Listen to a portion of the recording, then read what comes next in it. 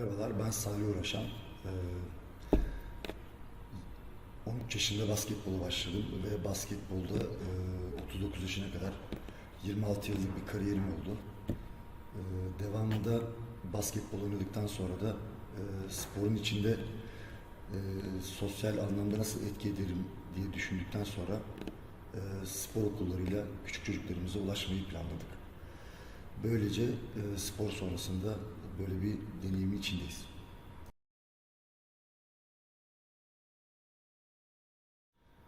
Spor gün geçtikçe fırsat eşitliğinin arasındaki makasın açıldığı bir sektör haline geldi. E, bence problem olarak gördüğüm kısım spora başlamanın, devam ettirebilmenin fırsat eşitliği boyutu. Bu alanda da fırsat eşitliği yaratacak girişimler içinde bulunması gerektiğini herkesin düşünüyorum. Biz de bu alana doğru yoğunlaşıyoruz.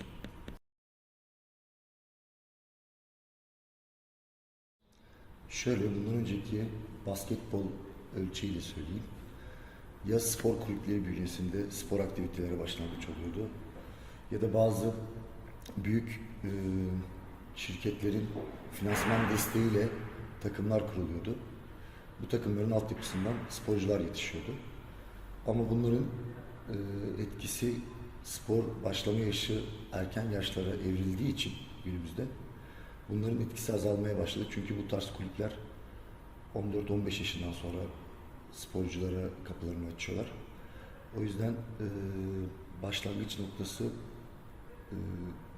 noktası biraz daha yaş olarak küçüldüğü için bu alanda etki edecek bir şey bulmaya çalıştık.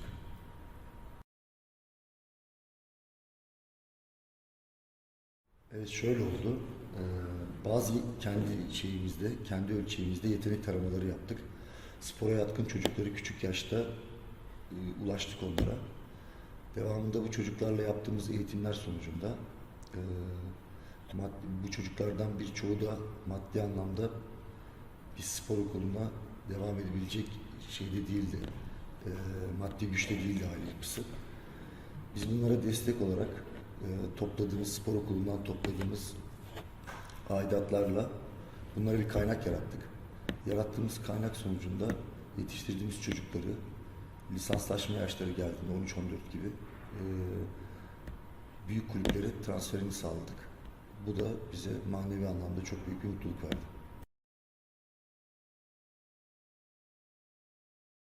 Sosyal girişimcilik herkesin düşündüğü ama tam kavram olarak şu anda günümüzde tam bir karşılığı olmayan bir kavram olarak yorumluyorum.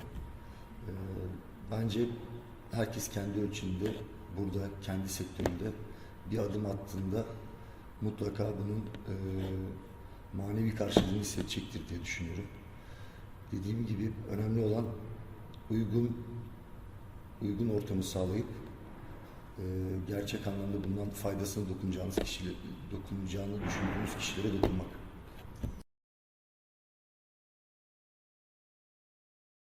Ben kendimi yapı itibariyle çok sabırlı olarak biliyordum. Ama tabii bu kısma geçtiğim zaman gerçekten sabırlı bir insandan daha fazla. Çünkü hani bir şeylerin olmasını hayal ediyorsunuz ama o yavaş yavaş oluyor. Onun için sabır gerektiriyor. Bazen o tünelin sonundaki ışığı görmek zaman alıyor. Bence ben de bu alanda ilgisi olanlara, alanda yoğunlaşacaklara şey diyorum. Yani hiçbir şey bir anda olmuyor. Zaten bir anda olduğunda onun hani bir bina yapmak çok zordur, yavaş yavaş tuğla. Ama devamında onu yıkması çok basittir. Yani bu tuğla yavaş yavaş sabırlı bir şekilde ilerlemek en sağlıklısı oluyor. Yeni girişimcilerin de dediğim gibi karşılığını belki 2 yıl, 3 yıl gibi zaman dilimlerinde göreceksiniz. Ama önemli olan o ilk tuğlayı koymak.